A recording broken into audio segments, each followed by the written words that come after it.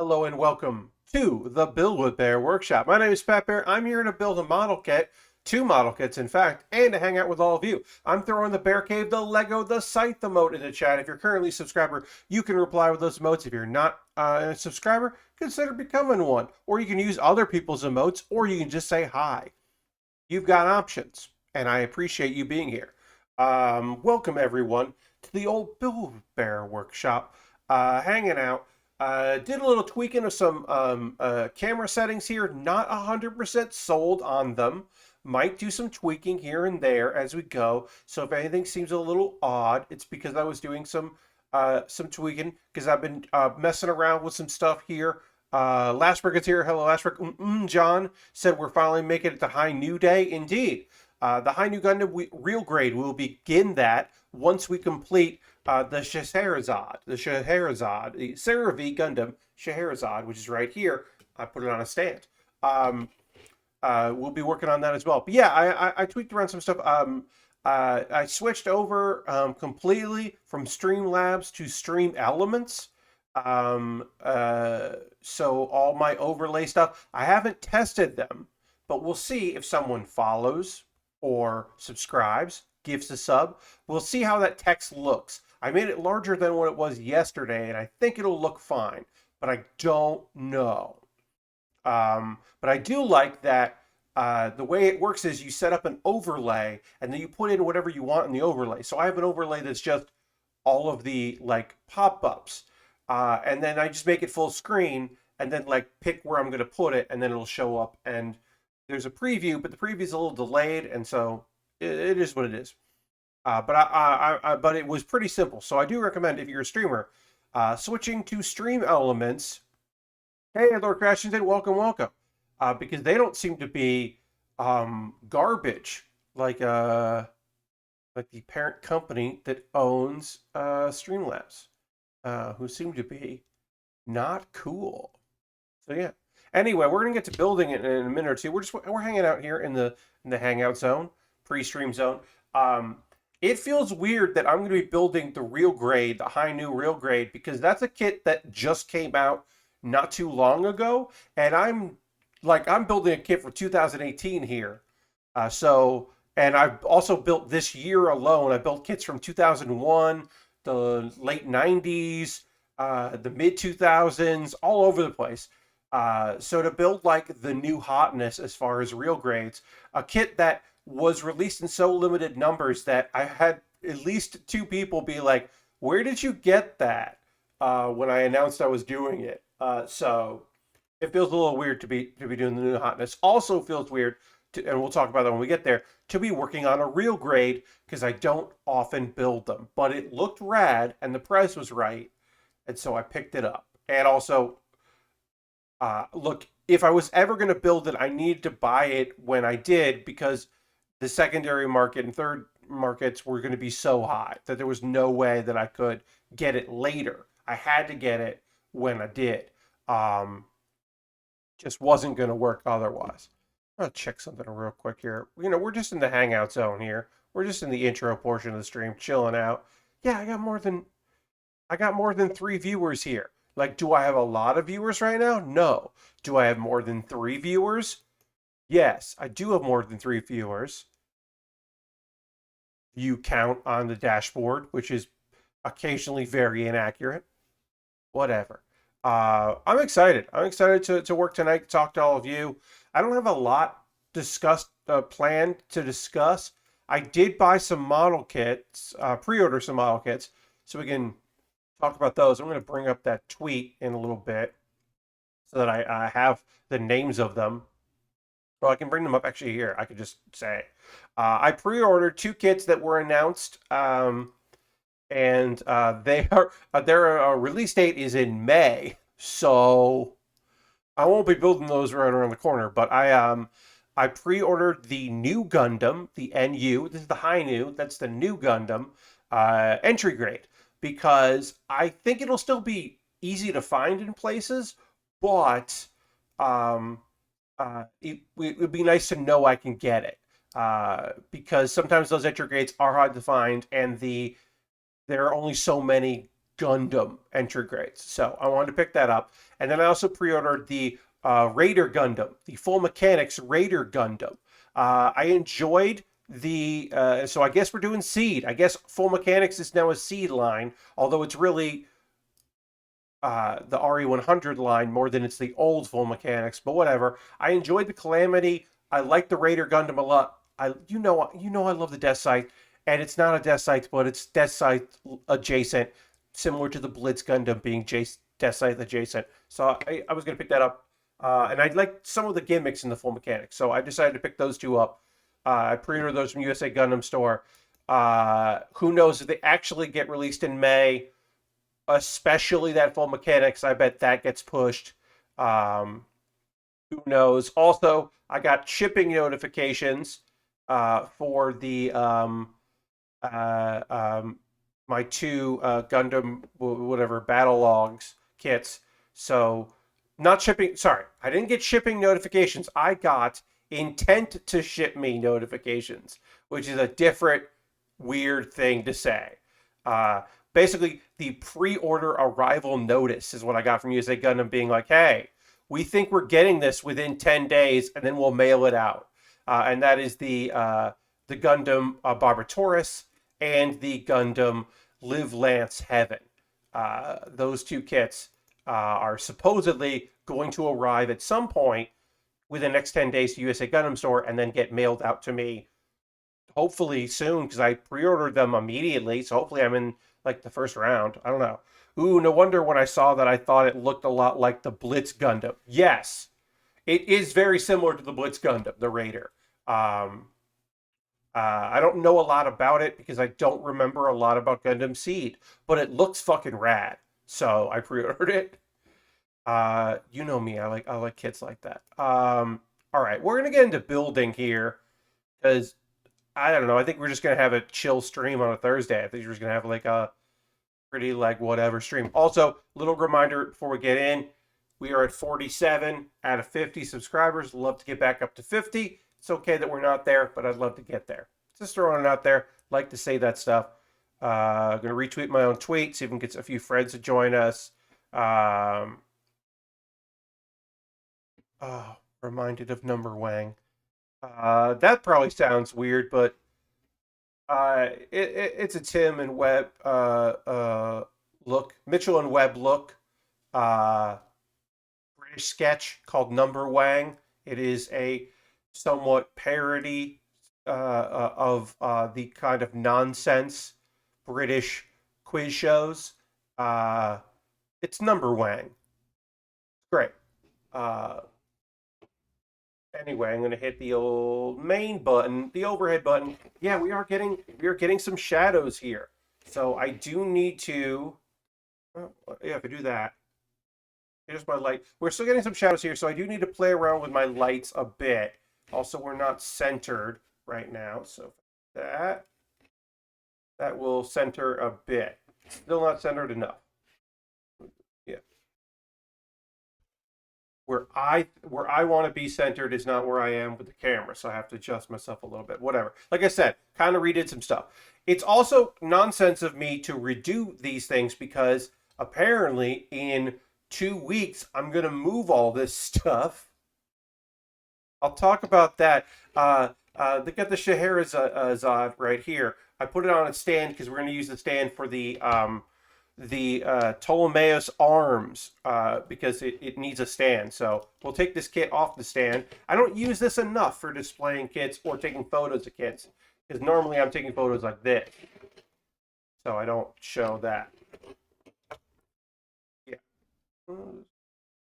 Yeah, we'll just do that. That looks good. Okay, I'm liking where we're going here. Because I'm going to take this and I'm going to put it here so that we can put this thing on there and have our Scheherazade stand behind it. We'll do that. Anyway, let's get into building. I started it. We're going to keep going. We're done with stickers for this kit, which is great. And we're just building this thing, which is all new components. So we'll get into that. We need J18. Okay, yeah. So like I said, there won't be a disruption in my streams. It's just for like the first week of December. we have guests coming to the house. My dad's sister is coming, which is nice. It's very nice that she's coming with her husband. It's nice that they're coming. This is a good thing that we are excited about here. But they need to use this bedroom, which makes sense. It makes sense that they need to use this bedroom because they can't use the pull-out couch, which is for one person, which is in the office. Uh, this is the guest room. I'm staying in the guest room, so I have to accommodate them, which is fine. It literally isn't a problem, except that like all my shit's in here, so all of this needs to move into the next room.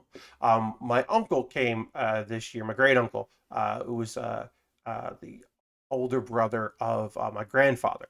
Um, he came and he stayed in that room because he was just one person and it was fine.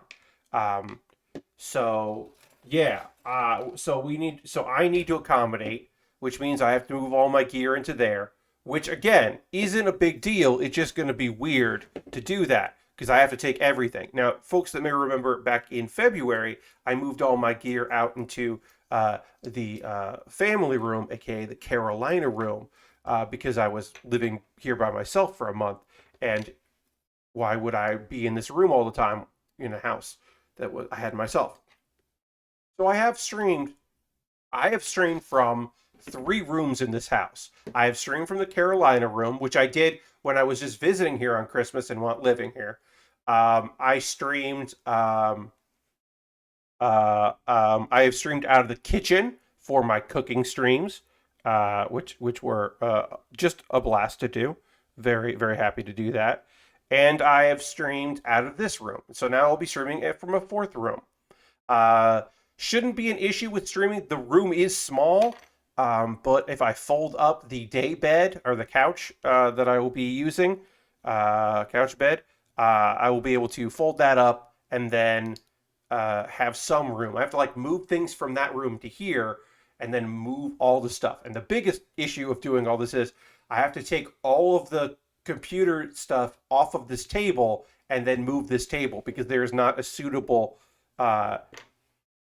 table in that room. There is a tiny little desk from when I was a child, for some reason we kept, that I can't even sit at, and that is like the nightstand desk in there, and that would not work for our current situation of me doing stuff.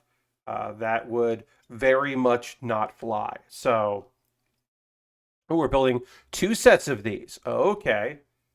Oh, I got ×2. I haven't done a lot of ×2 here, so we'll do this. It's going to be 1. And then we'll need 7 for that. And then we'll need 7 and 6 for the other one. And we'll build these at the same time. Neat. Let's go with this one. This. And that would also be... Did we need 2 of those? No, we only need 1 of those. Okay. We also need H6. They're here. Great.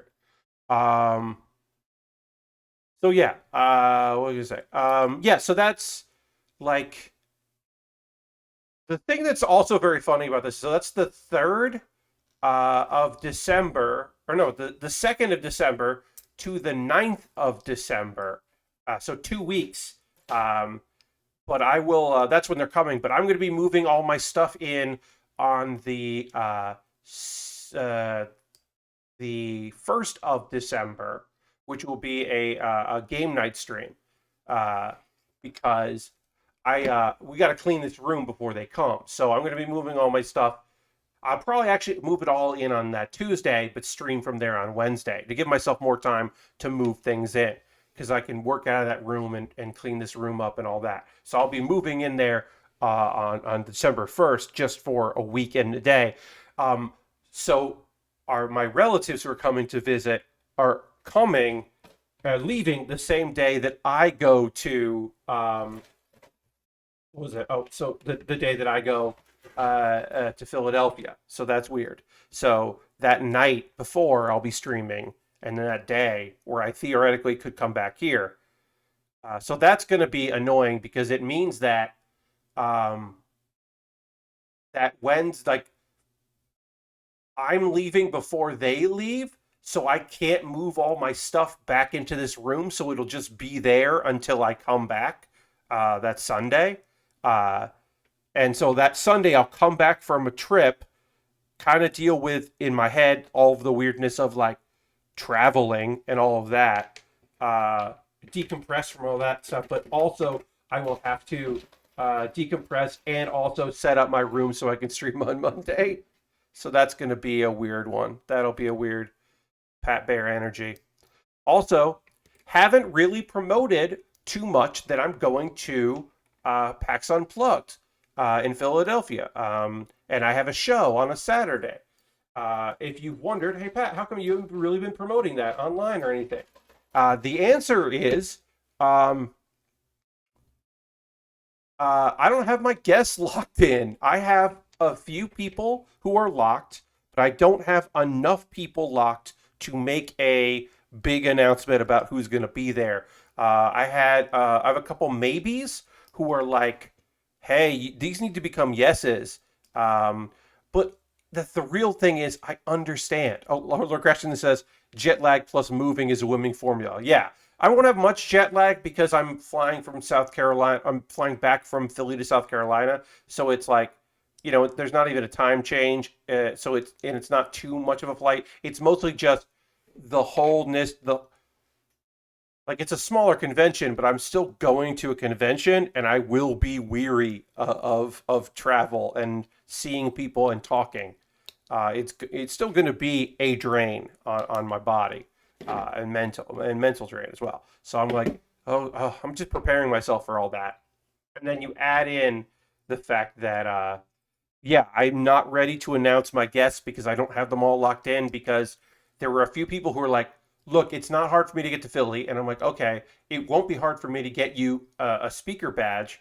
And they're like, okay, well, I'm going to wait a little while because I still don't know if I'm comfortable going. And I'm like, I get you. I understand. I hear you. And then, yeah, because there are a couple people that are like, I might come down from, yeah, I could come down from New York, and I know I have someone I could stay with. And I'm like, okay, but like, what if you told me yes or no? So I'm eventually going to have to start promoting it without promoting guests, which is bad. But I have to start promoting it because it's a Saturday night panel, and I would like to have somebody there. The thing with evening panels is they have to be a destination. This is a big thing about like this is what I want to talk about convention stuff. My like Pat Bear's words of wisdom when it comes to conventions is if a convention has a panel culture, incredible. That's beautiful. You're winning. You're doing so well if you have a panel culture, because that means that people are like already in their heads like cool with the idea of going to a convention, like going to a panel. That's great. You're already doing well. Like Emerald City Comic Con does not have a panel culture. There are no evening panels at Emerald City Comic Con. I had like a 6 p.m. panel, and they're like, "Ooh, that's big for a first time panel." And I was like, "We're doing a comedy thing." We were playing Secret Hitler with a bunch of people. Like it was Oni. Oni didn't want to do like a regular panel, so I co-hosted a game of Secret Hitler with funny people in the world of tabletop and comic books. It was very good, and it was well received. And they were like, "Oh, you got a good crowd for a first time panel." And I was like, one, this does not feel like a good crowd, and two, this is a bad time. But it wasn't a bad time. It was actually a very good time because nobody goes to panels at Emerald City Comic Con, so we lucked out and had people there.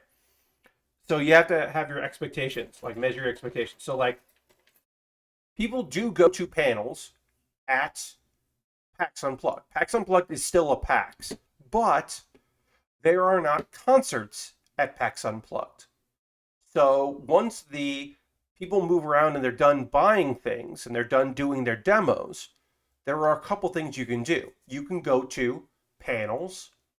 You can, some of which will be in the main stage and be big panels, and other panels happening as well. You can go and play the games that you bought in your hotel lobby or a hotel room with your friends, because PAX Unplugged is a big go with your friends meetup convention. Will it be this year? I don't know. I think it might be, but I don't fully know if it will. Uh, or you go to, or you go and play at like the bring your, the hand over your license or your ID or whatever, borrow a board game, put up the looking for group sign and see if like a physical actual sign that says LFG, and see if people will come over and play your game. There's also a hashtag you can use for people that people do look on the Twitter for that hashtag. I think it's like PAXU LFG or something, and people do look to see like, hey, I'm at table B7 and I'm looking for people to play, like Catan, and you'll be like, oh, okay. I mean, and somebody will be like, yeah, I'll fucking play Catan with like strangers that I don't know. It's very fucking cool. So being like a Saturday night panel is awesome because they're saying, hey, we think this will draw a crowd. You're in a room that'll stream. You're gonna have a good turnout, pretty good turnout, and we'll have you do that. And it's very awesome that they put me in that position. But because there are concerts, people that have a name that are there are probably on the main stage on a Saturday night, right? So like Chris Straub, who I would ask to be on my panel, is probably on the main stage on Saturday night. I don't know if he is. Haven't reached out to Chris about it, but I'm fairly confident that dude is. So it's like, okay, well, when I'm now competing against, I'm always competing against the panels that are on directly, like overlapping with me and on at the same time, right? Always going to compete with those panels. But also I am as well competing with like the main stage, which I don't compete with at East or West. Also, there would have to be a financial incentive for me to go to East in April. So tickets are not on sale yet for that. Badges are not on sale, I should say. But the date has been announced. It is in April. It is, I think, the second to last weekend in April, or the last weekend, I can't remember, in Boston, in-person PAX. I have not made a decision about going to that. I don't think I could, at this stage, spend the money for even an Airbnb in Boston and a plane ticket to Boston. Does not seem like a thing that I'm going to be doing because I am, supposed to be saving money to move back to New York. So who knows? If I like, and that's the thing, right? It's April. I don't want to be like, yeah, I'll be there, and then be like, oh, I can't. But I also don't want to be like in February living in New York again and then being like, oops, could have gone. So I don't know. Lord Crescent says at least there'll be less of a chance of there being snow like in past years. Yes, we luck out with it being in April. It gives plenty of people time to decide. Also, it will be they did West. They'll have done this year. They will be doing Unplugged. There is no South. They will, everybody should be rested, and theoretically, it should be the year that people are thinking about, hey, is this a year I go back to a convention?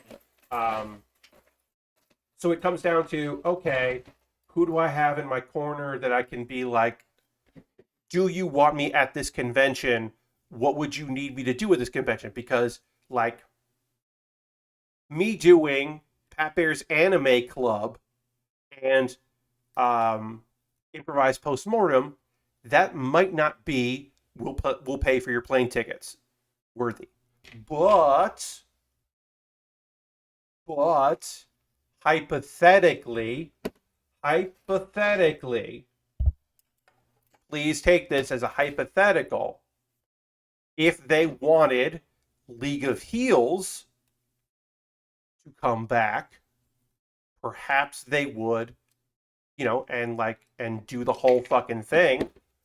And then I would probably just do one. I would probably just do Pat Bear's Anime Club because Pat Bear's Anime Club is fucking easy. because I just have to talk about anime with friends of mine, that I can just do that. Whereas if Res Postmortem is work, it's less work than 404ing it, but it is still work. Because League of Heels is a lot of work.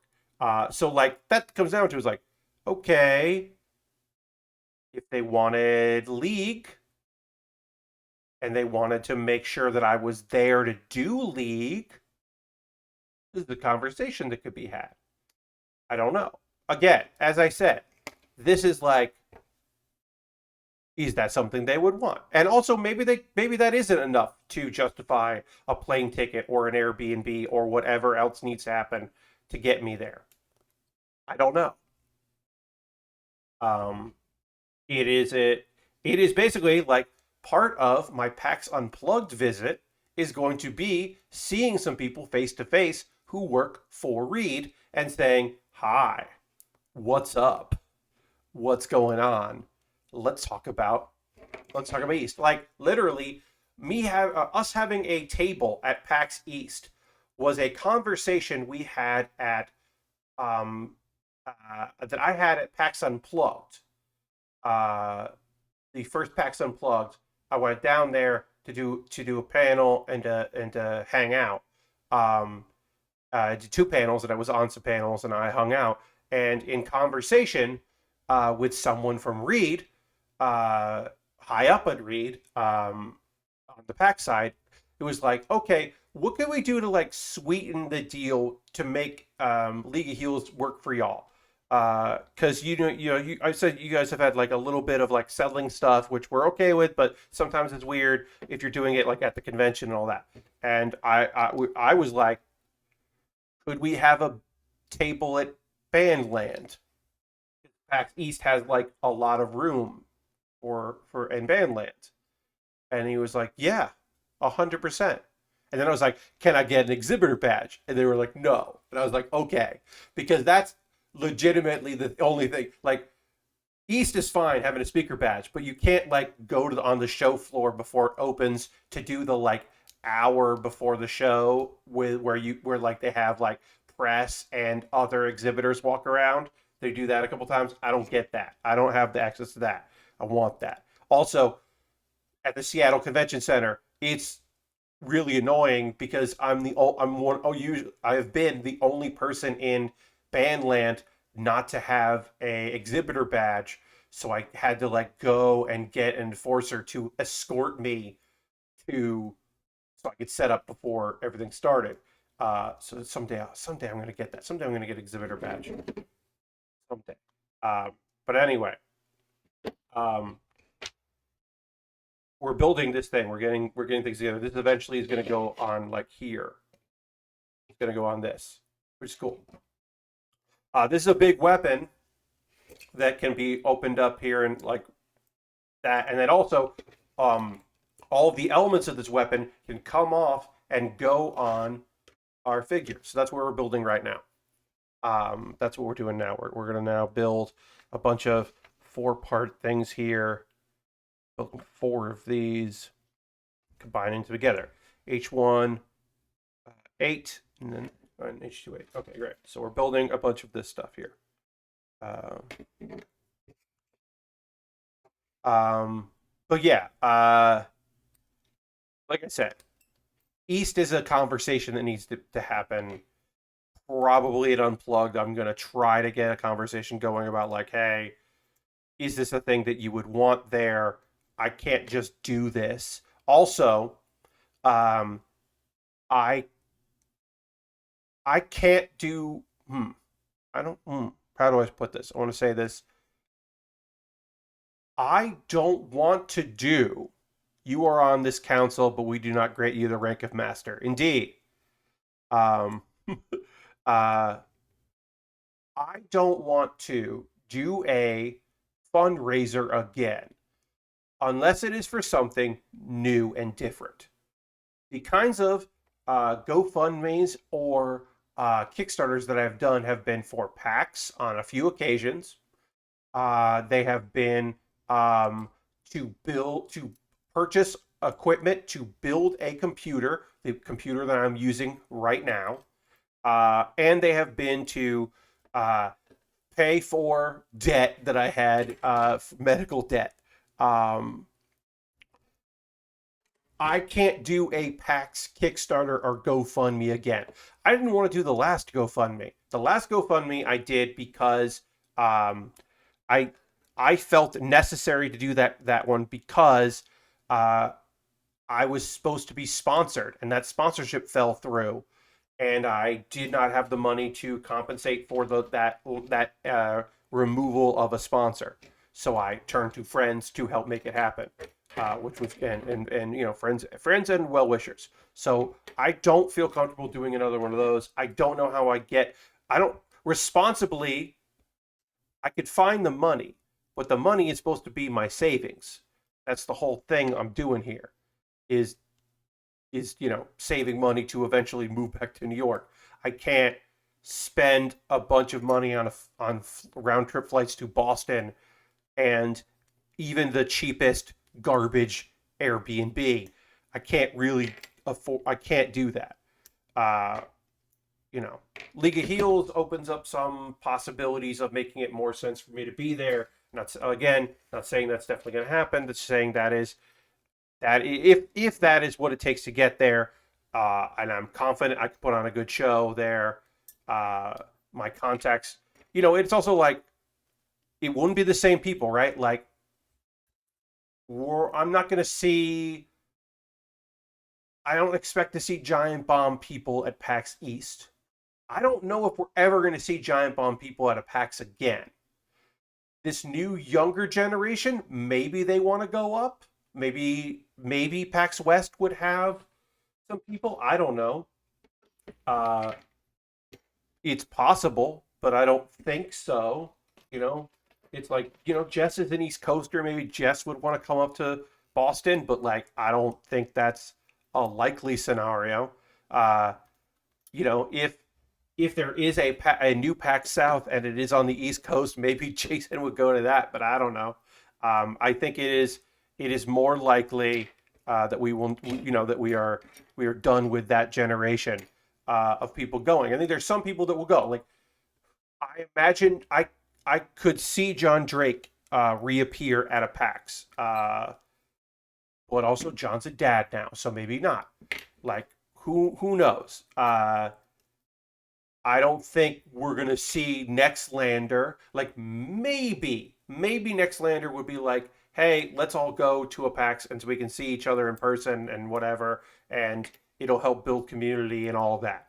Maybe, but you may remember that Brad wasn't going to PAXs when he was part of a company owned by CBS, so he wasn't going then. So I don't know. I don't necessarily see that. And Vinny wasn't really keen on going to those either. Also, a lot of times, PAX East was around his birthday, or his kids' birthdays. It was often a rough time for him to travel. So, there's a whole thing of like, there's a generation of like, I can get Harris Foster to come in and do some stuff and get a bunch of people booked through Harris and some other very young, cool people in gaming that folks will like. I can pull it off, but it's not like I'm never going to get those people. Like, it's going to be real rough. Polygon's not sending a bunch of people to conventions anymore. It's just that stuff has changed. So like the big company sending a bunch of people, the most likely ones would be like maybe some people from Game Spot, but I don't really know a lot of people there anymore. And then like people from Twitch that I know I can probably book because it makes sense that they'd be there. There's like some people that I know would like be around at these conventions. I also don't know who the fuck is going to want to go to a convention in Boston next year. Like, it's going to be weird. People are promoting, like friends of mine are promoting Anime NYC, which is coming up. And it's weird to see people promote that and be like, oh yeah, there's like a convention in New York that I would be working a booth at. It's weird that I won't be there. Also, a buddy of mine my connection at um,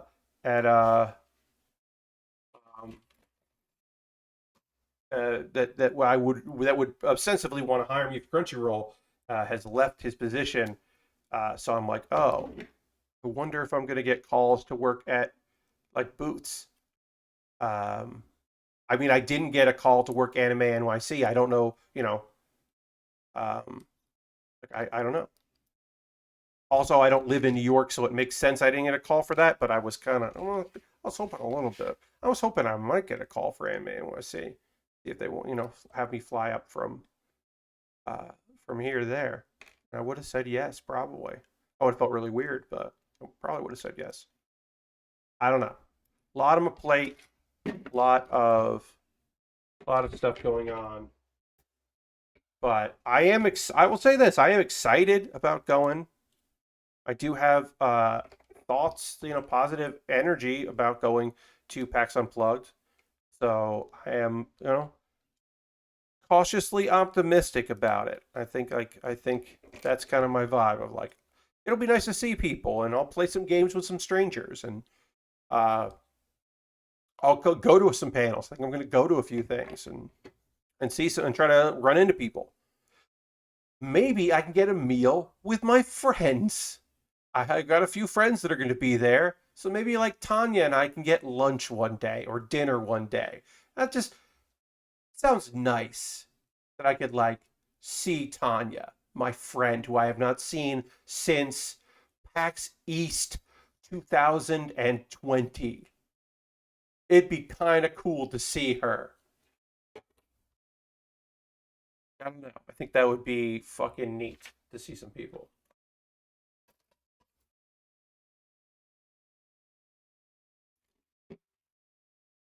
And then I don't know. Sounds good, says Aristofan. Yeah, sounds cool. Yeah, I think that'll be cool and neat. Also, a little bit of a bummer. So, all of my friends who lived in Philly don't live there anymore. There's a couple people that I'm friendly with, but I wouldn't call us like close friends.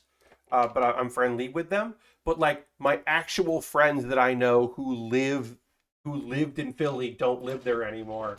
So it's kind of weird to be like, oh yeah, no, they're not going to be there. It's a bummer. Like, oh, wait, I'd like to see them or book them to be on my thing because at least one of them he's a comedian, but he moved out of Philly. Whatever. I get asked to do stuff in New York occasionally, and it's just like, oh no, I don't live there though, so I can't. Thanks for the invite, but I can't. All right, now I'm putting these things on here. We're almost done with this thing, and then we can. Uh, I didn't do a thing. There's a part on here I gotta do. So this is gonna go this. Um, Kevin Hart is from Philly. I believe Kevin Hart is from Philly, Harrison. That is not, yeah, obviously not who I was talking about, but yes, I believe he is. Why is this not going in? Is it the wrong one? No, that's the right one.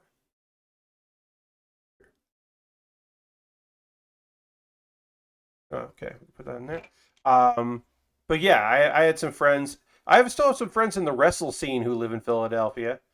So I'm trying to reach out to people, but I also like, again, I said this earlier. I totally understand why some people will be like, yeah, I don't want to go to a convention. And when they think of unplugged, sometimes they think of like a PAX, West or a PAX East, like the number of people, like bodies around. And I understand why they would think that. It's not that. It is a smaller convention. It's still a good sized convention, and it's been growing. Last year I only went down for a day, which was kind of perfect. Went down for a day, did a panel, saw a panel, got food with friends, went back to New York, and it was like kind of fucking perfect. But I'm going down there, getting there on Thursday, gonna go out to dinner with somebody who's not at the convention but wanted to see me. One of my few friends that are still around in Philly. And then that Friday, go around, hang out. go to a thing, have a meeting, and that Saturday have another meeting, walk around, try to play some games, do my panel, and then Sunday get up, get back to the airport, and go back. I decided it didn't make sense for me to be there till Monday. And that weekend, the plan right now is to stream here on Wednesday of that week, the 8th. Thursday, maybe do a stream from my Airbnb. Not necessarily. Can't promise I'm going to do a stream from Airbnb, but I'm thinking about it. It would be a hangout. I'm not bringing any of my gear, so it would be like my laptop webcam and my headset. No, it would be like a laptop mic too. It'd be like that. That would be that. It would be like just bringing my my laptop and like streaming from my laptop and hanging out. That's kind of like what I would do if I was going to do that. That's kind of where we're at with that. Very casual, and then no stream that Saturday except I will host my panel, which will be live streamed, and then on the Twitch on the PAX Twitch account, I should say, and then like come back on Sunday, stream again that Monday. So that's kind of where we're at. All right. So this is this weapon. This is the weapon here, and then these pop out as handles. This weapon will also be armor, so it just goes like here. You can see you can just use it like that. I'm going to take a photo of this cool weapon, and then I will take these parts off and put it on the kit, which will also be cool. Let me just show that. Show off this cool weapon.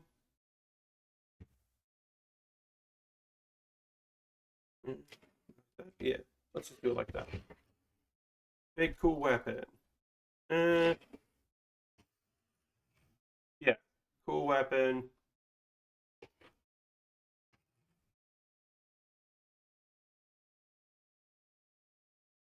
Then we will show it what it looks like when I take this weapon apart and put on our... There's actually two ways to do this, but I'm only just going to show you the one way, and then we'll move on from me showing the one way to do this to the next kit, the real grade. And one of these little things likes to just pop off, which is annoying. I'd like it to not pop off like that. I didn't panel line this. I'll probably do that on my own time because I do want to get into the real grade. So I did not choose to panel line this. I chose not to. All right, so we're going to take these off here. We need to take this off, this, and take two of these off.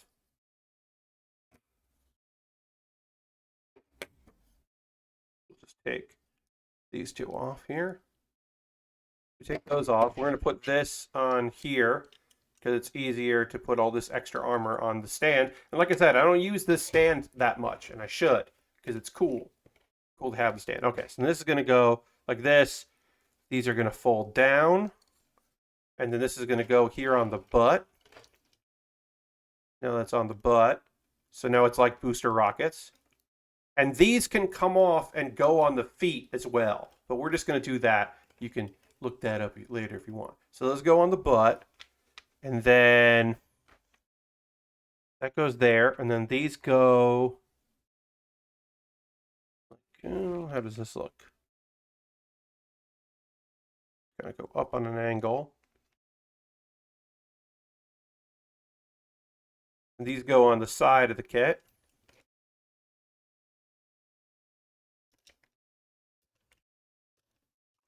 And these are just like boosters. Just lots of boosters. Booster rockets. We'll pull this arm up so we can get this on here. And, you know, I'm pushing into polycaps and I'm trying not to damage it in any way. So then it goes like that. And then the last piece is this going up like that. Okay. Oops. Again, these things I would probably end up having to put a little bit of liquid cement on these to keep them because they don't want to stay on too well. And then this goes on to, wait. Oh, there's like, I can put, oh yeah, that's how you do it, E-fret mode. That goes in the back. Oh, okay, so this goes in this because it's going to go up and, wait. Sorry. I'm like, what happens here? I want to do, I'm going to take these off because I want to see how they work here. I need to put these so they're on the shoulders because there's a way to put this on the back, but I don't want to do that version. I want to do the other version, which is this goes in like this. Or does it go in like this? Yeah, it goes in this. Then these sit on the side. No. How does that work? J26. Oh, is it a different one? Yeah, all right, that's what it is. That's what it is.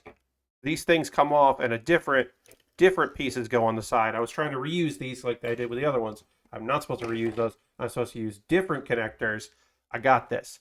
Erupting Burning Finger, indeed. The real grade hasn't come out yet. Oh, yeah, no.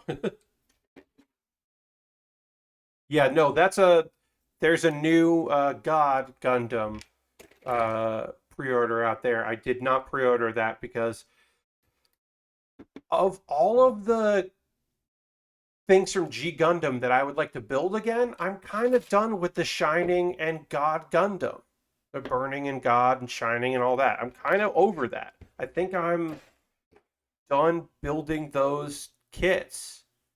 I mean, if I got a reasonably priced one, maybe, but I'm not like, I don't know.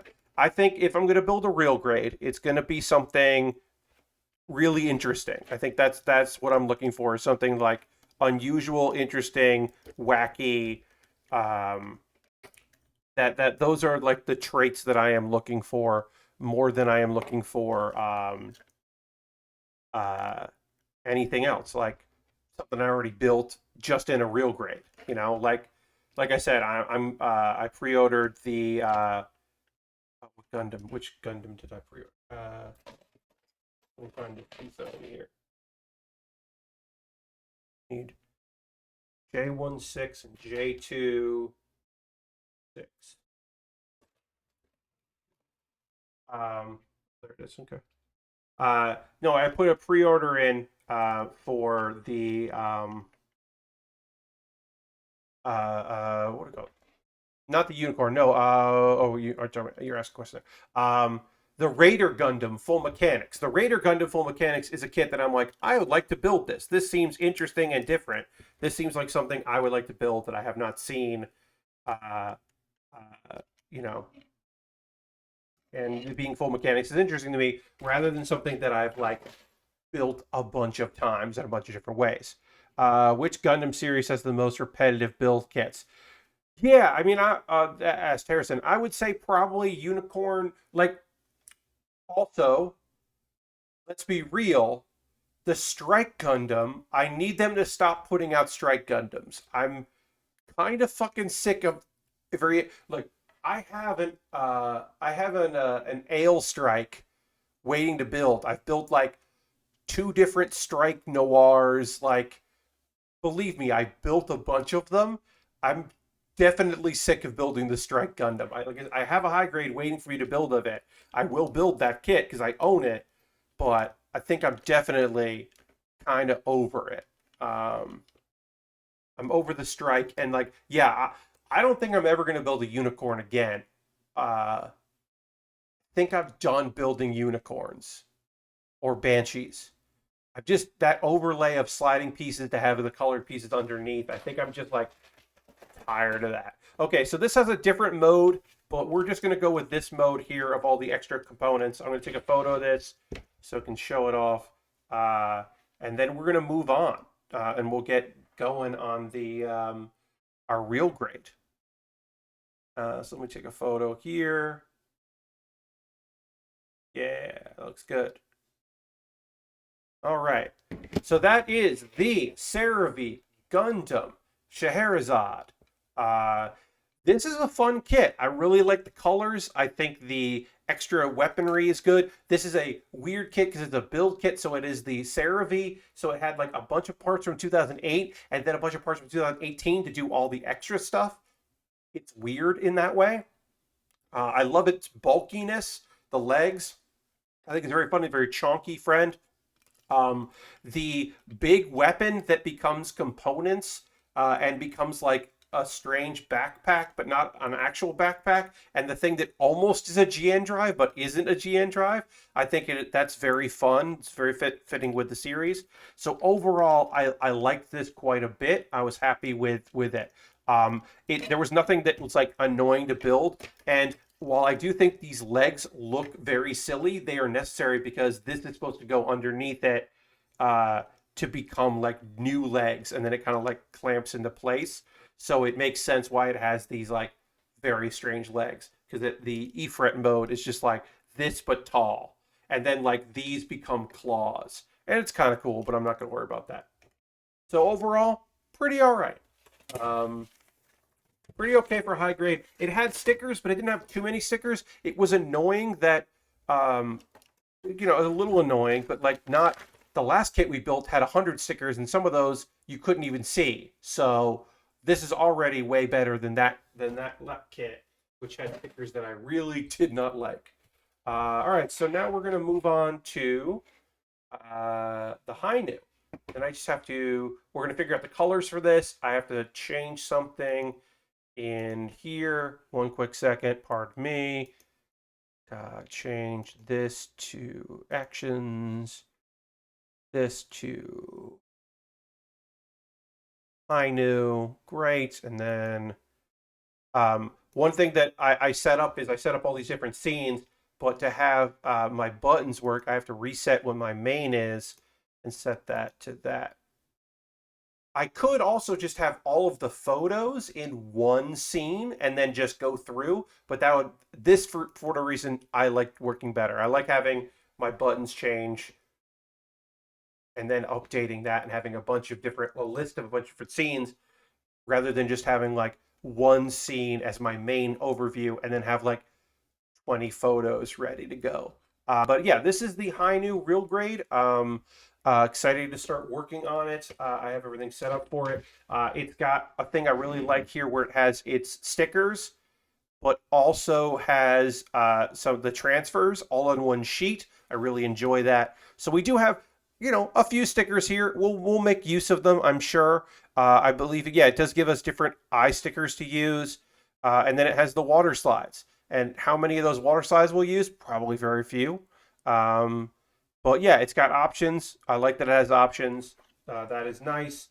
We have to figure out what colors we're using for this. I don't know yet. Also, here's the thing. The RX93 V2 Hi-Nu, I'm going to read you some information on it in just a moment. Let me just, I like using, I got to look it up because I like being able to talk about these things. Let me see if I can go to the Gundam fandom page, the Gundam Wiki. So, the RX93 V2 Hi-Nu is an alternate interpretation of the RX93 Gundam, which appears in Mobile Suit Gundam, Beteratka's Children. It is so yeah, it is like side story nonsense. It's in a manga. It was in. It was also. It appeared in the background in Gundam Build Beginners. But yeah, it is very cool. The Hi-Nu. This is the real grade of the Hi-Nu. But yeah, so it's in. It's not like a heavily featured. It's had several different pilots, which is cool. And yeah, this real grade came out this year. Um, it starts with the legs, which is real weird, and I really like that this kit starts with the feet, and it goes legs, um, waist unit. So it goes legs, waist, chest, and then arms, and then head, and then backpack. Because it's got a big old backpack. Um, so I'm definitely. It has an adapter for the stand, so we will be making use of this stand because it is a real grade. So it's the 144 scale. So we'll use that stand. This stand will work perfectly for our needs. And then we'll build the weapons: the hyper bazooka and the beam rifle and the shield.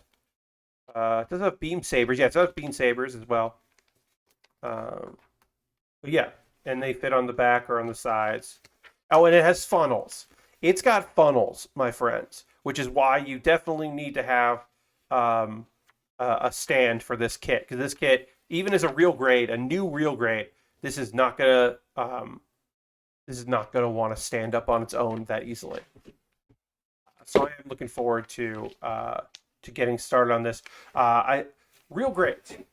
They are very detailed and small, so I don't love doing them on streams, but this looked cool, and I wanted to do something that isn't super out there, and new. Things I like about it, I love this booklet. I love the color, like highlights of like this is what you're building, and this is like where it is on the kit. I think that is really fun. It goes through that in various ways of like showing you color photos, lots of color photos in here. Like, hey, this is the backpack. We already built all this. Now we're building that. I just think that's very cool. It's kind of glossy, which I like as well, and plenty of English. Yeah, this was during Char's Rebellion, initially created under a next generation MS development plan run by the Earth Federation. So you get a little backstory in there. Uh, does it have a psycho frame? It does. Will I continue to say the words psycho frame? No, I will not. That's it.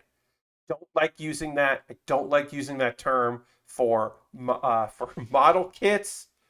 I built that Zaku that had a bunch of stiff stuff in it and did not enjoy calling it that, and eventually stopped. I just called it like Thunderbolt Zaku instead of the other. I just don't like using that term for like a system built in a Gundam. It's just weird, and I don't love it, so I'm not going to use it. Also, I did want to just say, look how fucking huge these are.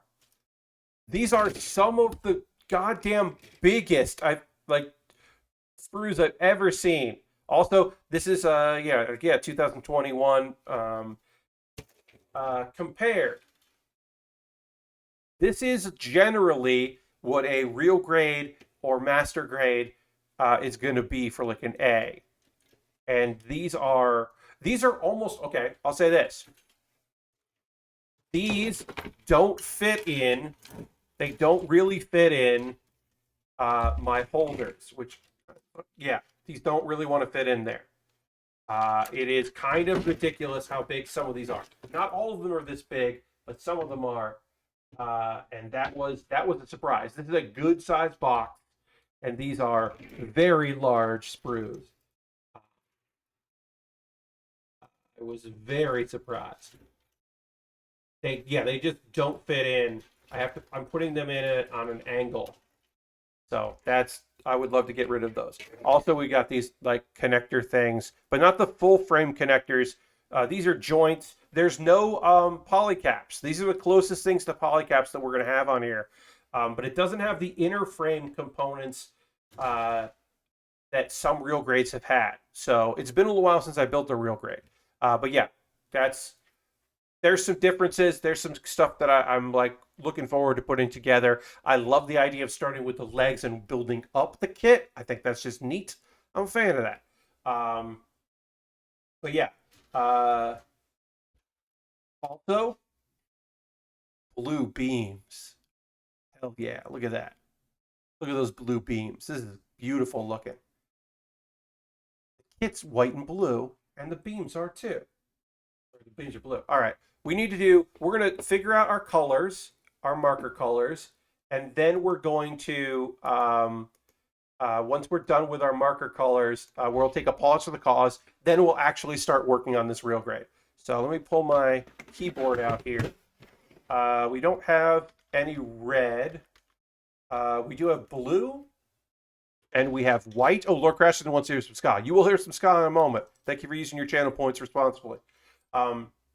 We have white. We'll do that. We have blue. We'll use that. Sorry. We got this nice blue, and we have silver. Silver is almost all of the silver should be inner frame. We'll see a little silver. Silver we're probably going to use black on, although honestly it doesn't really need anything.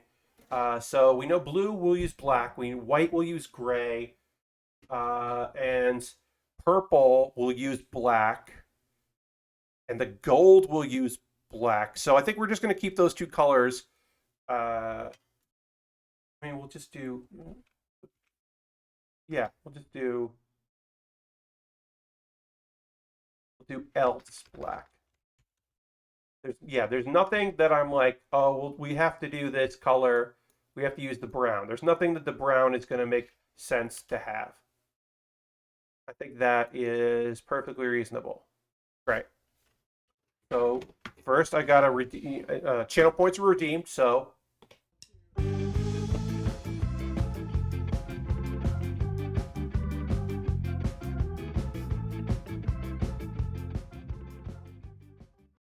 thank you very much for using your channel points on ska music. Music that I can play that I will not hit a DMCA notification on. But okay, so we're gonna get into this. We can't do it right now because first we have to go and do our pause for the cause.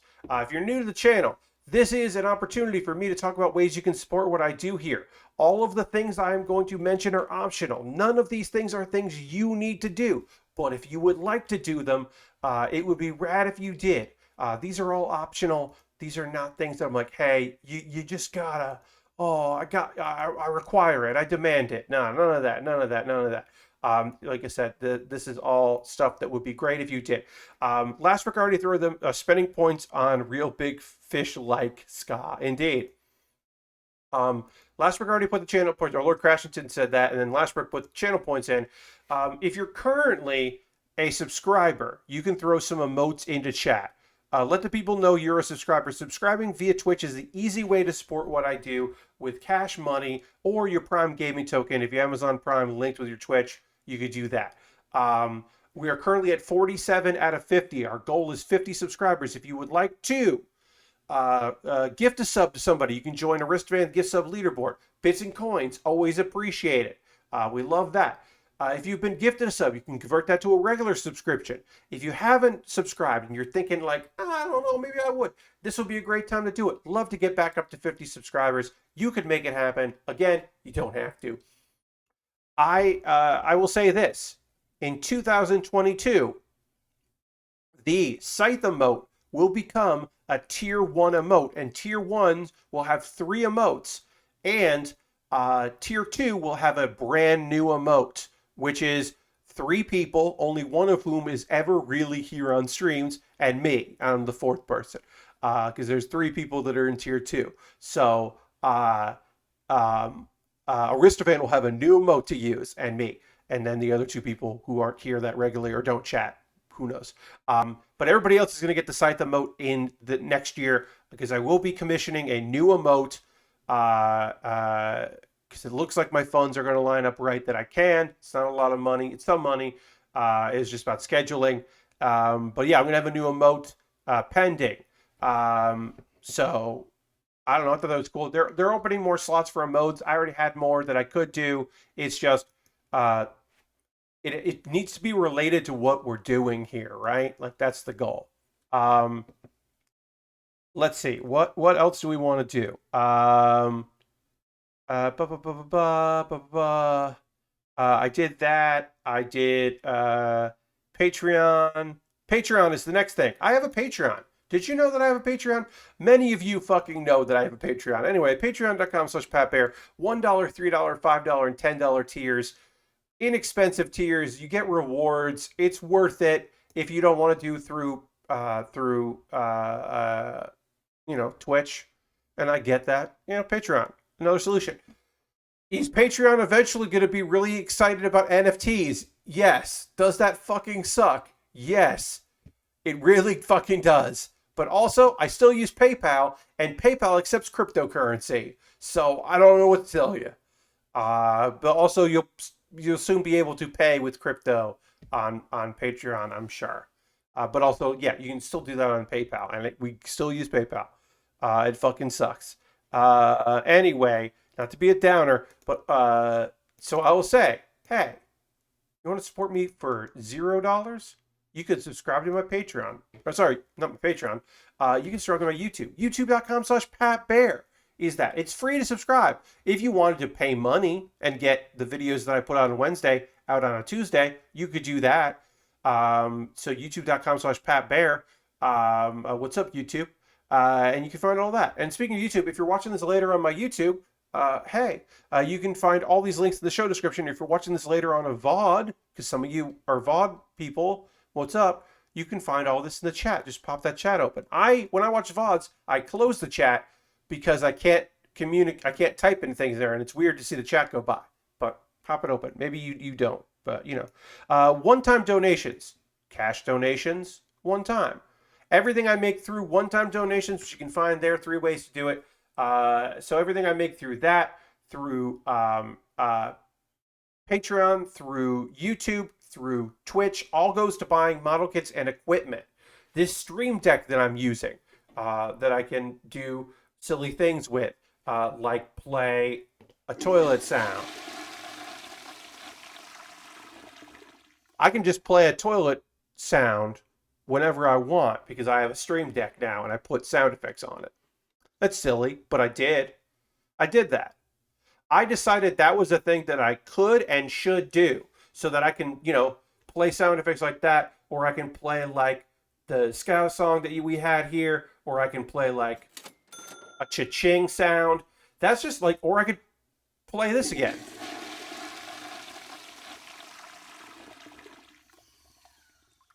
That's just a thing that I can do. I just have that ability.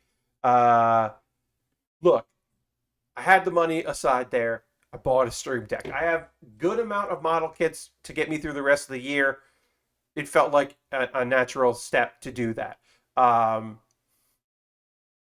Is that going to be my next clip? I can't clip that because I don't have sound in my clips if I go through there. So I'm going to have to dig it out from the archive.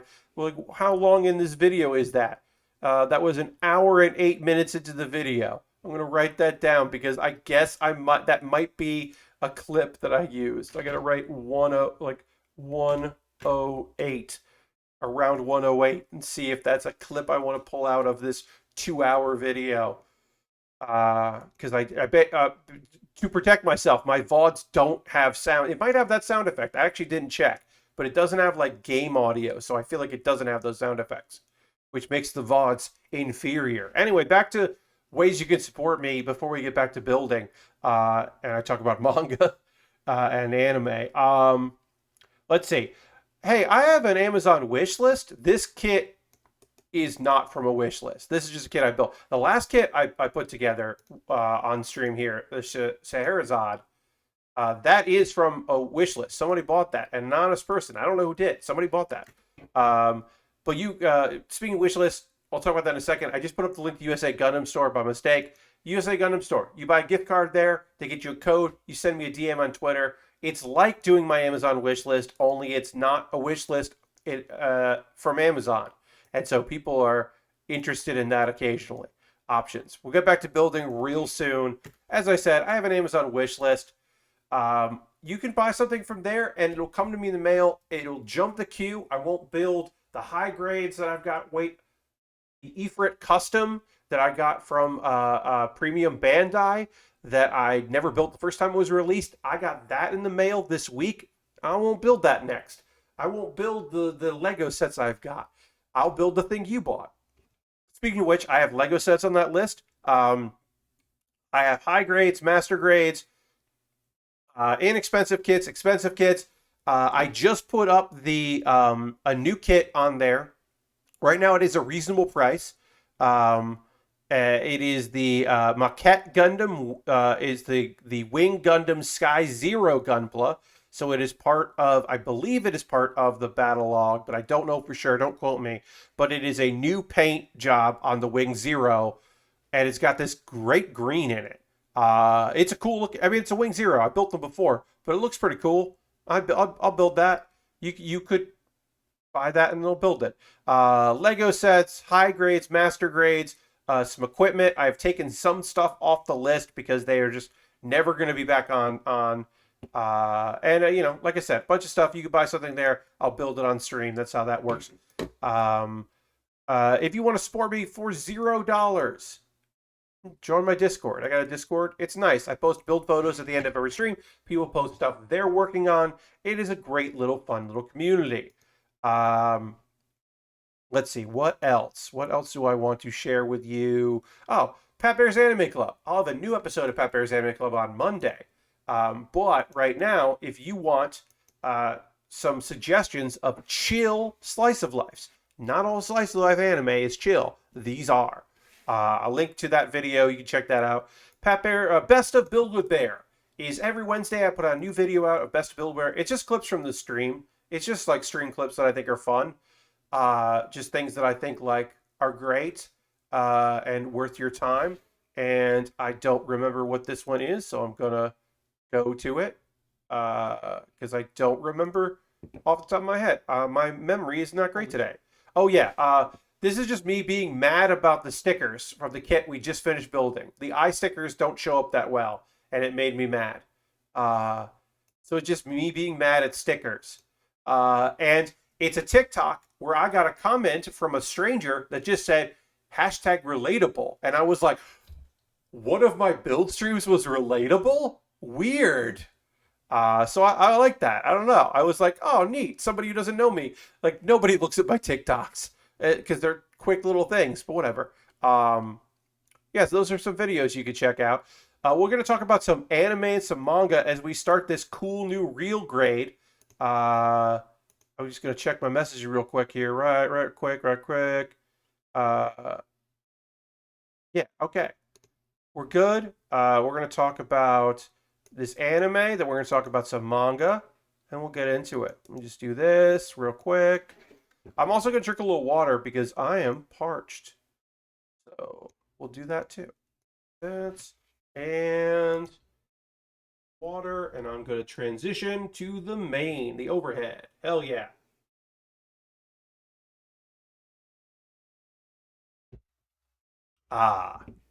Welcome, Dunk. We're literally just getting started with the real grade Hi-Nu Gundam. Just about to start it. Have not taken a single piece out of it. We're starting with the legs. And I'm going to tell everybody in chat about an anime that I watched. I literally watched the episode this afternoon because that's when I had time to watch it. And that is, again, continuing on the story of banished from the hero's party. I decided to live a quiet life in the countryside. I think that the manga is still ahead of the anime, and sometimes that doesn't happen. Sometimes if it's based on a light novel, the show starts and catches up and then surpasses, goes forward in time of the story. Dunk, this I can look this up. I actually don't remember off the top of my head. So let me look this up because this was a Gundam Planet purchase. So let me check my archives. I generally don't keep track of that, so I will look it up though because I did purchase it pretty recently. So let me check it out here. This was the real grade RX 932 Hi-Nu. Set me back. It was $55 plus I paid $10 for shipping. But I will say this, good luck finding this kit because it's brand new and very hard to come by right now. It seems like they did not make too many of them, or if they did, they didn't send too many to the United States. But yeah, this was, yeah, $55 plus $10 shipping. But I also don't know if you would be able to find this in stores. You might be able to, but yeah. It is a pricey kit. They don't make a lot of real grades these days, and this is a huge, I mean, the funnels alone, there's a lot of heft, the backpack and the funnels, a lot of heft to this. But anyway, getting back to Banished from the Hero's Party, I decided to live a quiet life in the countryside, which is the anime that I'm watching. Again, I've read the manga. I have not read the light novel. I generally don't read the light novels, but occasionally I do.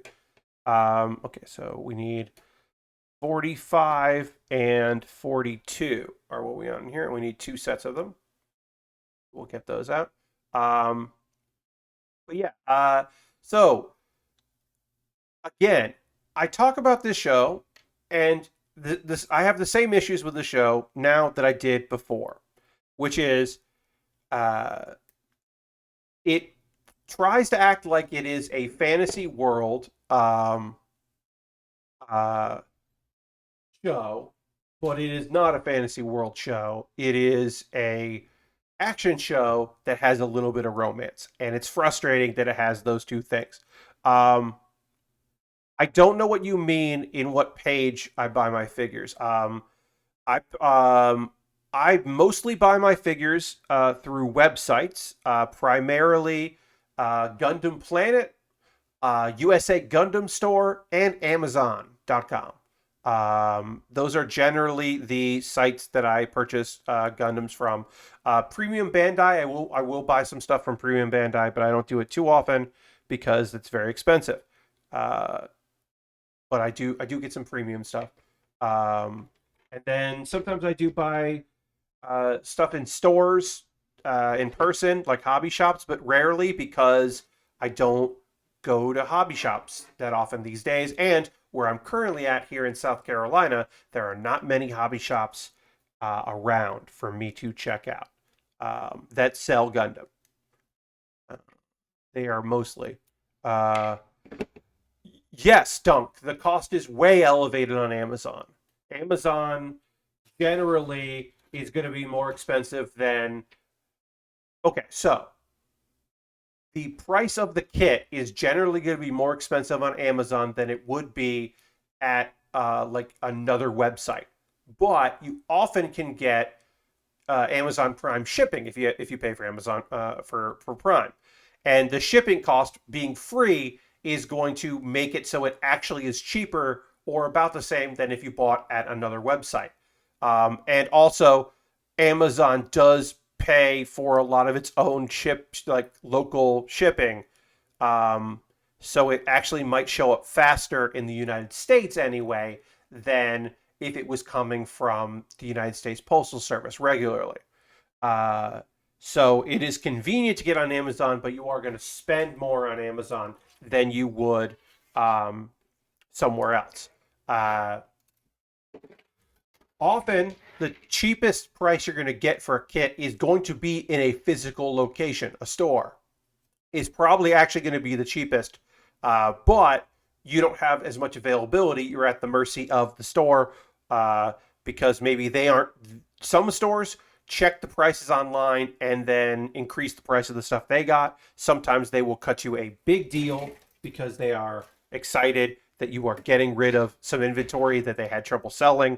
But these days, just having things in the store is difficult for a lot of sellers. So it's not always the case.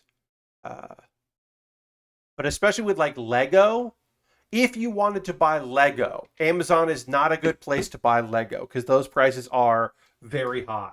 You would be much served to try to find a Target or I don't know, a bunch of stuff like a Kmart, Walmart. You're probably going to get a better price on Lego there. Speaking of Lego, have not can't buy it yet, but in December. There is a Target exclusive Lego set that is a Lego wreath, Christmas wreath, that will be a Target exclusive, and I will be hopefully picking that up because that would be really fun to build around Christmas, to do a Lego wreath. I think that would be cute and fun. So I'm looking to pick that up, because I think it would be fun to build that. And then when I get that, I will get that Target exclusive, um, the main dude from Demon Slayer, high or entry grade, that apparently is just only at Target, and I have not seen anywhere else.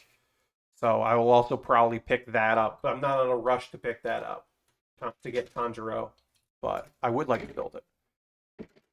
Um, let's see.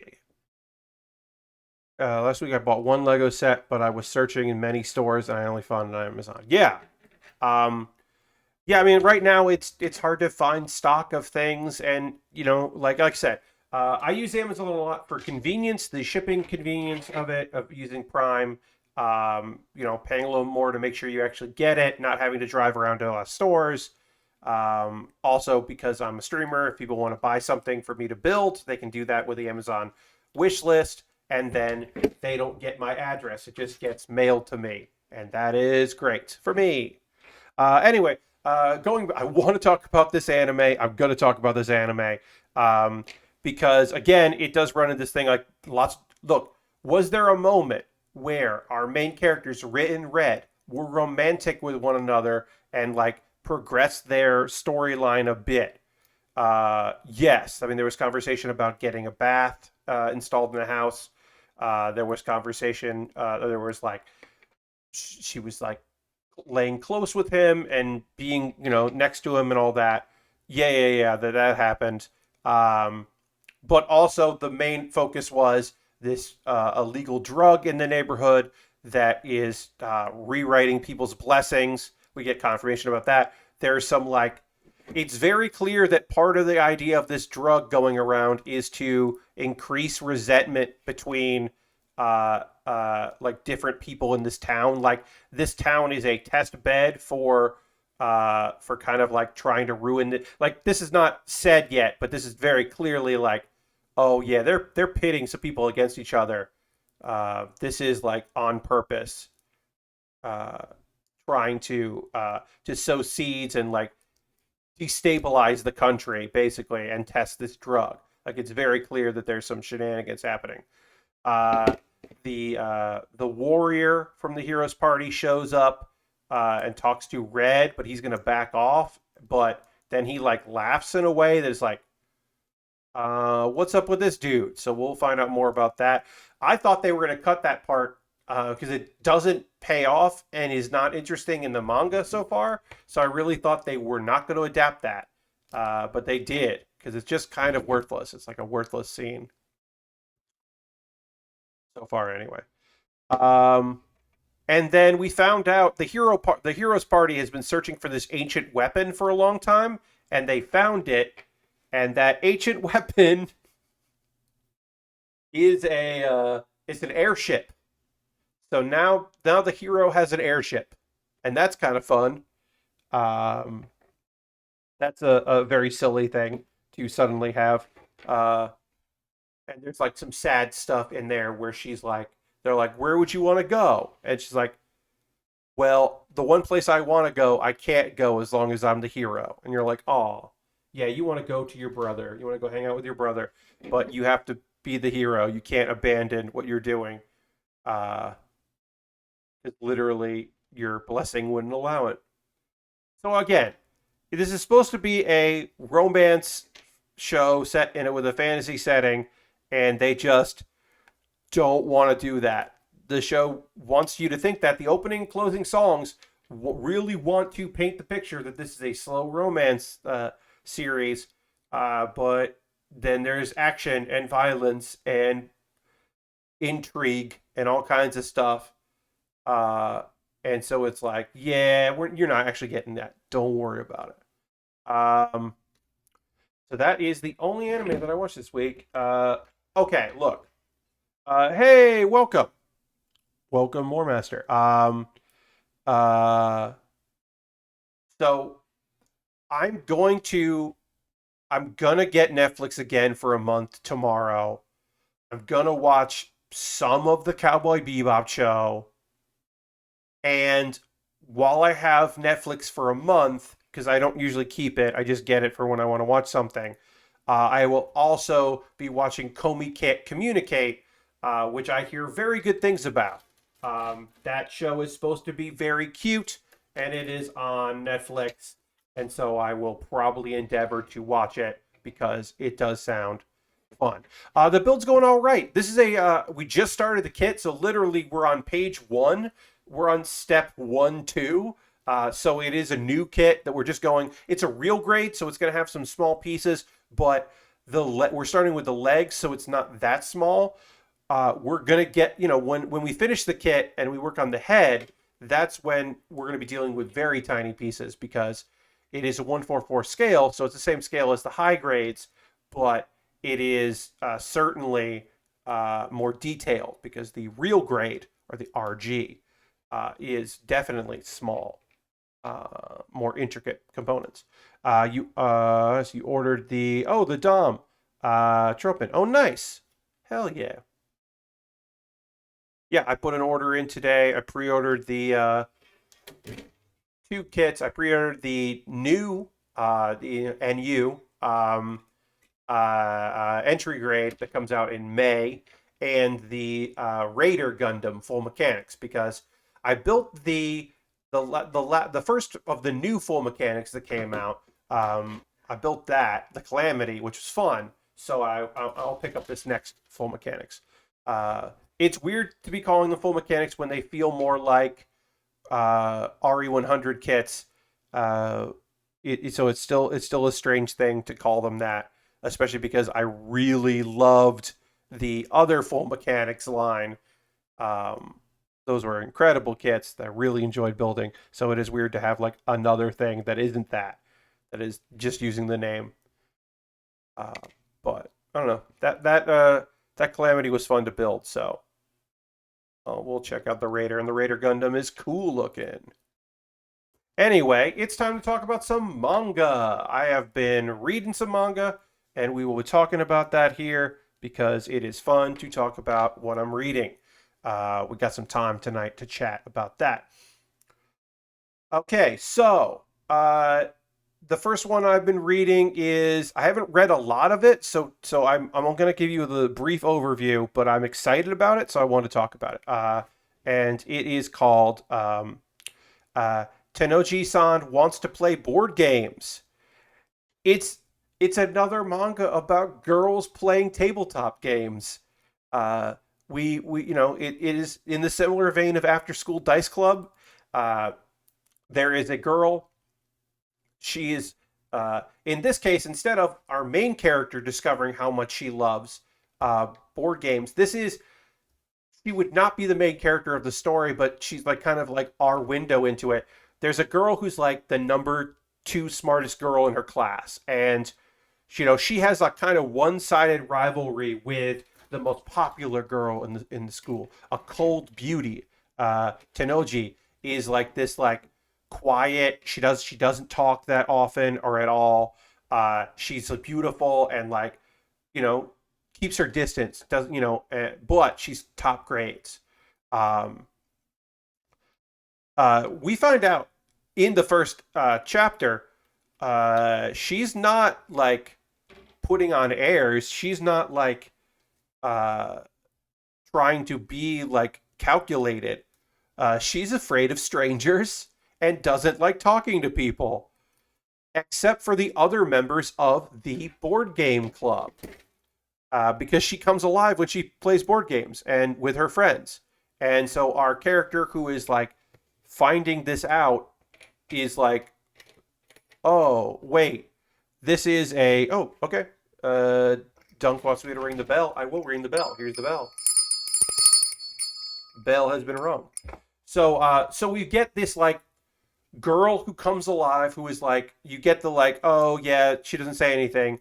So these 2 girls kind of becoming friends and figure each other out. Also, the first thing that they're playing that this girl like finds out when she discovers the club is Catan. So it's got real games in it. And it's pretty fun in that like they're playing a game about like witches moving around the board.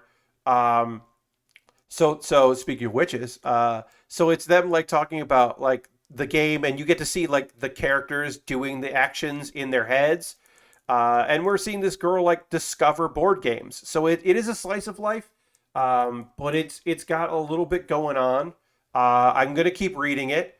Um, there's like the sport characters seem like they have stuff. I don't know enough about the sport characters yet because we're kind of focusing on our main two characters, but already there is enough interest in my mind to want to continue to read this. Uh, I'm going to keep reading that because I like tabletop games, and it does fit neatly into one of my favorite subgenres of anime. As many of you are aware, I'm a big fan of the girls into a thing, like the which has been called by other people uh, cute girls doing cute things, and I take the cute out there because I don't need that part of it. I mean, it's gonna happen. It's anime. We're gonna get the girls are gonna be cute, but we don't does they don't need to be cute. It's just it's girls doing things to be excited about things, and in this case, it is a board game club, and maybe friendship, and maybe a character will like be more open to talking, and that'll be cool. Um, the next thing I want to oops, uh-oh, sorry, my headphones. My headphones just got unplugged, so I have to plug them back in. Sorry, my headphones into my headphone extender. Headphone extender. I don't really need my headphones. It's nice to hear notifications and all that, and that way we don't get bleed from my speakers or anything, but, still. Um, the next one I want to talk to you about is The Savior's Book Cafe in Another World.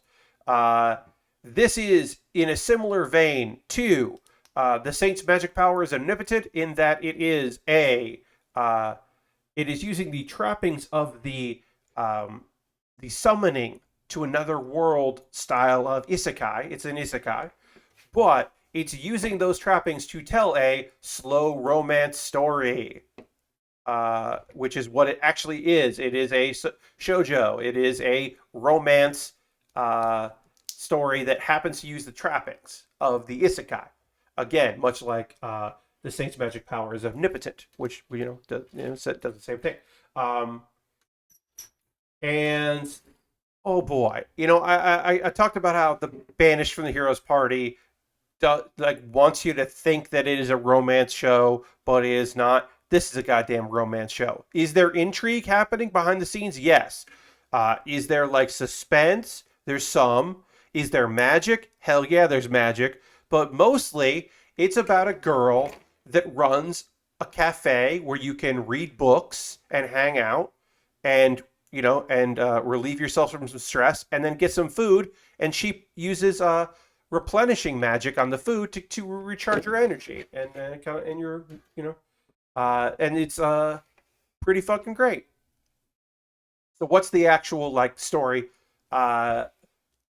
It is aware of isekais in that this woman who is in her early 30s, she talks about how it's a young person's game, but that is because most isekai protagonists are in their like teens. She is in her 30s, and so when she is summoned in front of a god of this world, she is like, I would rather not I would rather not. Magic powers, no thanks. Being the savior doesn't sound like something I would want to do. I would love to not do this. And the god is just like, wow, you're the first person to ever say no. She's like, yeah, because like that seems like a lot of trouble and like dangerous, and I would rather not. He's like, well, you got it. And she's like, okay, well, I don't really want to be found out. So you say I have to have this mark that activates when I do magic. How about you put it like in the back of my head, like under my hair, so people can't see it? And he's like, okay. And she makes wishes for specific things, and the god is like annoyed that she's, because most of the time people are just like, hey, can I like, I don't know, I want super strength or like the ability to like learn magic quick or something. She's just like, okay, I want this and this, this, and he's like, all right, I'm just gonna make it so you have this pendant and you can just make things happen. Uh, because also apparently she's the first savior to ever be like, can I ask for multiple things? He's just like, oh yeah, sure. So she ends up having a cafe, a beautiful cafe that she designs herself. She can make the magic happen with the books. She can, using her pendant, she can create books and then read those books and then learn spells from those books. So she's already learning spells and very proficient in it, which she wouldn't normally because she could just get the book she needs. And she can create food. Um, there is a knight that shows up like the day she opens. This like weary knight comes and he's just like, I've actually been looking for this book because he's a bookworm. So he's psyched about the books and she's pretty. He's handsome, so he's like interested in getting to know her. Turns out the country she got reincarnated in has already has a saint, and this girl doesn't want to learn magic and is like taking advantage of the people, and the knights are like really bummed out. So they don't know that she's also a saint. But just by like having this cool shop, they become closer. Oh, look out. They fall in love. They're engaged. So we actually get, by the time that I've caught up to the manga, we have a progression of their relationship. Like they got engaged. Something happened. Some magic happens. There's another saint eventually. It's a whole thing. He's also interested in her, probably. Doesn't know that she's engaged. So we could get a love triangle happening at some point. It's really good. There's romance and drama, and I want more of it. Lord Crashington says, should be an isekai about an agent that tries to get saviors the best possible deals from the gods that offer them. Oh yeah, a middle person between the two. Yeah, like a broker, an isekai broker. There's a one shot about the people that drive a truck that go around killing people so they can be isekai. I would also, yeah, I think that would be a fun one shot of like that. I could see that being something that people would get.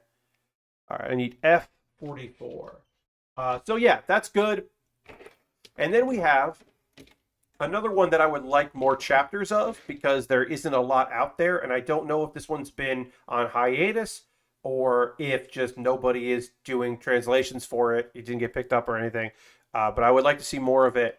And that's called The Forsaken Saintess and Her Foodie Road Trip in Another World, which is, again, probably based on a light novel, certainly, and has a title that tells you what the anime is, clearly. This one's fun. So, another young lady gets isekai'd, summoned. Two people get summoned, and she's a little older than the other person. She's not like old; she's just a little older. And they're like, "Get out of here! These skills aren't combat skills." Because she's got a survival skill. And then she's got another skill that only activates when she is outside. But she is, I would say, this main character is one of the most overpowered MCs I've ever seen. It's very clear that her gifts were given to her because these are wishes that she had. Because, okay, so her survival is basically like, she can see like danger. She gets like warning signs. She has a map. It's all like appraisal stuff. She like looks at a food and knows if it's edible or the best way to eat it, or monsters if they're like tasty or whatever. Like she just has like all this built-in knowledge. We're gonna panel line these feet just so that we get something done today here. So we'll do some panel lining on this. Not too much needed. There's mostly some gray here on the white. Anyway, her other skill, her unique skill, is she can summon an RV whenever she wants, and she can drive that RV, camper van. It's really a camper van. I'll call it a camper van. It is occasionally called an RV. She can just summon this camper van that is fully stocked with food that will always reappear. She can make it appear wherever she wants. She can make it so other people can't see it and therefore can't see her. And she doesn't have to power it with magic. It is probably the most ultimate cheat because, like, she gets sent away and teleported away, right? Because they're like, "Oh, you're worthless. Get out of here." Um, if they understood what her powers were, they would have a someone who could just transfer troops safely, undetected, store food, replenish food. Yeah, she can't like do combat or anything, but she's clearly one of the most overpowered MCs I've ever come across in any of these kind of stories. It is ridiculous how overpowered she is. It's very funny. Anyway, so she's just like, okay, well, I'm never gonna help them. Uh, she does immediately find an ogre. I think he's like a dragon ogre, and he is hurt and hungry. So she heals him, helps him out, feeds him, and she's like, "Hey, why don't we travel together for a little bit? I want to find like a town. You know places. I can feed you and transport you." And he's just like, "Okay, well, what if instead of that, you came with me and became the chef and porter for my party?" And he starts describing the people that are in the party, and they seem like nice people, but none of them can cook because even though she's not like a fancy chef, her ingredients are better than anything he's going to find, and she can actually cook things. And he's just like, yeah, everything you made was incredible and maybe healed me a little bit. So, like, what if you came with me? So that's what the manga is gonna be. We don't get there for the part where I stopped reading it. I would like to pick it up if there's more chapters available because I think the idea is really fun. Also, he understands that she can make this like thing appear that she can sleep in and then like have like equipment and all that. But he doesn't understand that also because why would he understand what a camper van is? Um, the fact that it can move. So like it's also transportation. He just thinks it's like a summoned room, like for supplies and stuff. So he's gonna be really surprised when he finds out that it's like a fucking vehicle as well. So I like where this is going. I'd like to see the other people. There's like a brief mention in the very opening of the first chapter, like this is like and then we flash back of them like uh, all like coming back and eating some food. So it sounds like things are going good. Anyway, it's a fun idea. I like her and her like reactions. I think are very fun. Um, their interactions together are pretty cute.